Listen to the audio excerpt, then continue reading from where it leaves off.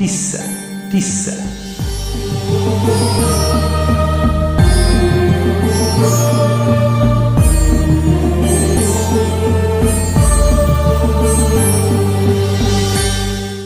හෝමාගම ප්‍රාදේශීය සභාව ප්‍රාදේශීය මහලේකම් කාර්යාලය සියලුම රාජ්‍ය ආයතන සහ වෙළඳ ප්‍රජාව එක්ව තෙවන වරටත් සංවිධානය කරනු ලබන ධර්ම රශ්මි පොසොන් කලාපය 2026 එළඹෙන ජුනි 29-30 ජූලි 1 යන තෙදින පුරා හෝමාගම නගරය කේන්ද්‍ර කරගනිමින් පැවැත්වේ.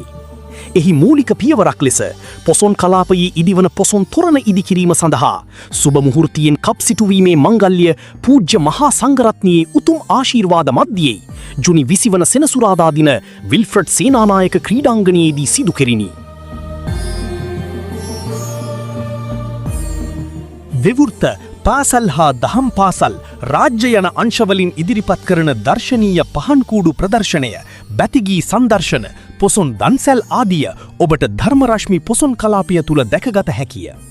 එසේම පොසොන් කලාපයට සමගාමීව පවත්වන නොමිලේ ඇස් කණ්ණාඩි ලබාදීම සහ විශේෂ සෞඛ්‍ය සායනය ජූනි 30 වන දින ප්‍රාදේශීය මහලේකම් කාර්යාලයේදී පැවැත්වේ.